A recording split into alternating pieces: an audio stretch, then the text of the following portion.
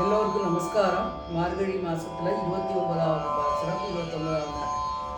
சின்னஞ்சிறு காலே வந்துன்னை சேவித்து பொற்றாமரை அடியே போற்றும் பொருள் கேளாய்.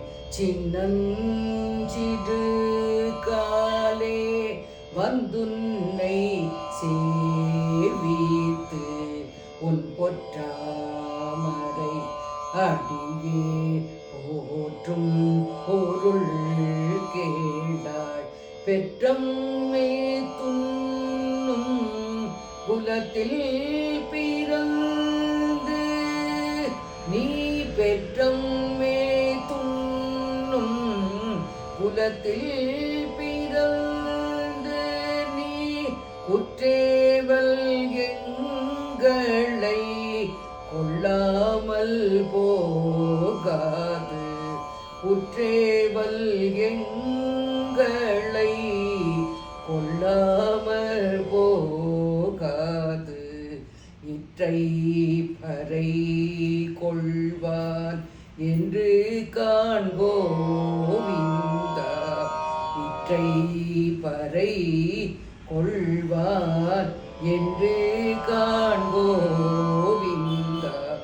என்றைக்கு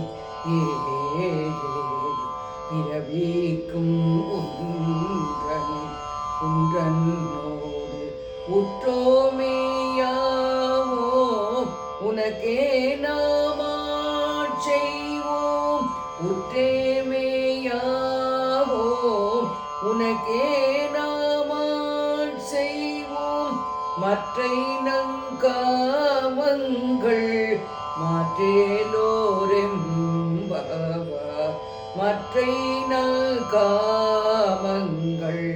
மாற்றேலோரெம்பவாய். ஒரு அர்த்தம் சொல்றா. சிற்றஞ்சிறுக்காலே வந்துன்னை சேவித்துங்கிறா. கண்ணா, நல்ல மார்கழி மாசத்துல பனி பெய்யற அதிகாலையிலேயே உன்னை நாங்க தேடி வந்துட்டோம் கண்ணா. அப்போ நோம்பெல்லாம் முடிஞ்சாச்சு. அப்போ உன்னை மனசார வணங்கும் இந்த எளிய ஆடுகளாக்கும் நாங்கள் அந்த மாதிரி மாடுமைக்கு புறத்துல நீயும் பிறந்திருக்காய். அப்போ உனக்கு நாங்கள் வேண்டிய சேவையெல்லாம் செய்யறதுக்குள்ள பாக்கியத்தை நீ கொடுக்கணும். எத்தனை பிறவி எடுத்திருந்தாலும் சரி, எத்தனை பிறவி எடுத்தாலும் சரி, உன்னோடு தான் எங்களோடு 7 பிறவிகள் எடுத்தாலும் சரி உன்னோடு தான் நம்ம இருக்கணும். உன்னை மாத்திரமே நாங்கள் வணங்கணும், உறவு வச்சுக்கொள்ளணும்னு சொல்லப்பட்ட இந்த ஆண்டாள் சொல்லறா. அப்படிப்பட்ட பாசுரம். உற்றோமே யாவும் உனக்கே நாம் ஆட்சி, உனக்கு தான் எல்லாமே நாங்கள் செய்வோம். அப்படியானால மற்ற நற்காமங்கள் மாற்றலோர். இந்த பறைங்கிறது, பறை என்பது தொண்டு செய்யறது. உன்னை தவிர எங்களுக்கு வேற ஒரு ஆசையும் இல்லையப்பா கோவிந்தா, நீ தான் எங்களுக்கு எல்லா சகலமே சொல்லப்பட்ட ஆண்டாள் அழகாக இந்த 29வது பாசுரத்தில் சொல்லியிருக்கா. ஒரே ஒரு பாசுரம் மாத்திரம் 30வது நாள் இருக்கு, அது பார்ப்போம். எல்லாரும் நல்லா இருக்கணும்.